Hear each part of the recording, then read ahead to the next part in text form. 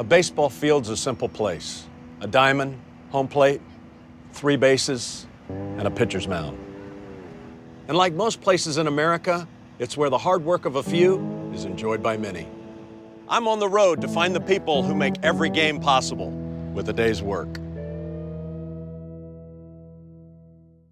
The taste of Baltimore is diverse as the people who live here. For me, food is important. When I played, chicken was my thing. Here in Camden Yards, there's a barbecue joint unlike any other in the league. Does somebody come up and say, hey, is this Boggs barbecue? All the time. You know, yeah, we can be anything you want. I'm glad to see you, and I'm glad you're in line. Are you a Yankee fan, or are you an Oriole fan? Or are you a Boston fan? There you go. Come on through. I'm here with Baltimore Orioles legend Boog Powell, owner of Boog's Barbecue on Utah Street at Camden Yards. Around here, the recipe has pretty much stayed the same. We were here opening day in 1992. We were thinking maybe we would do 100 pounds or so of beef. We did 500 pounds that day, opening day.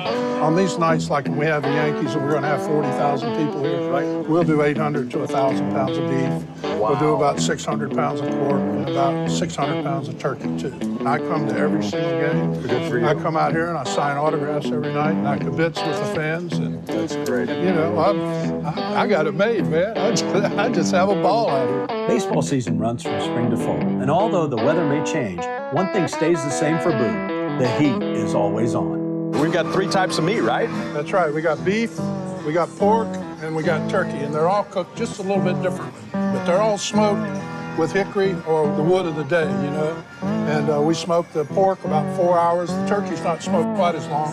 And then we don't use any smoke on the beef. And they're brought to this stage right here. Oh, that's a beautiful piece right there. And then we take this piece of meat, and then we go over here and we put it on the slice. And then we've got 2 people, Annie and Joyce usually, are standing there building sandwiches.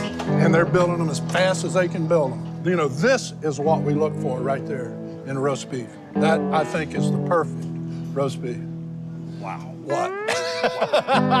And just reach in there and get about... Oh, yeah. Look, now that is a big Boog. We have horseradish, some of the hottest horseradish in the world. Now, how much horseradish you go through on a typical night? Good night, like last night, we probably did about 16 gallons of horseradish. Wow. A big old guy came through here one night, and he says, I said, isn't this your second time through?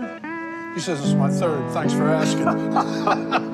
With the smell of barbecue coming from center field, it's a wonder any player can concentrate. I'm getting the smell right now, and it takes me back to when I used to play here with the Red Sox and the Yankees and the Devil Rays, just having my mouth water over at third. Would you have liked to hit in Camden Yards? Oh, man. Isn't this a beautiful park to hit in? 360 feet to the alleys. Come on. It's a little close. Come on now. You know, I've broken many a bat and hit them 360 feet. There you go. There you go. But I would have loved that part of it. And the alleys are big. Every now and then we get some incoming out here. You know, we get some of these boys can reach it. And we've had them reach all of these marks out here on Utah Street. I've had them miss me by a foot or 2 out here. You know? Incoming.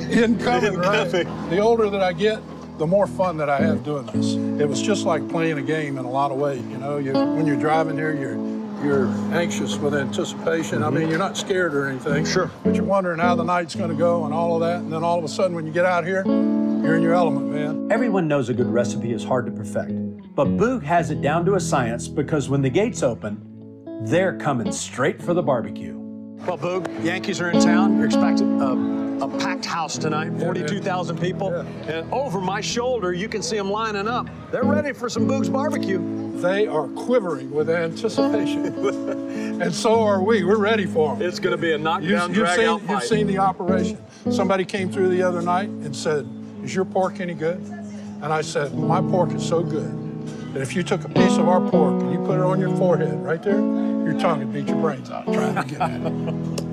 Life after baseball means different things to different players. After they hang up their cleats, most never get to work in a ballpark again. But here in Camden Yards, Boog has found a place to call his own doing what he loves, even if it's his second love. Turkey wouldn't have done instead of chicken, would it? It's foul. Turkey's foul. Okay, all right. So it would work. All right. You might have hit. Well, you made the Hall of Fame anyway, so what else could you do? You know?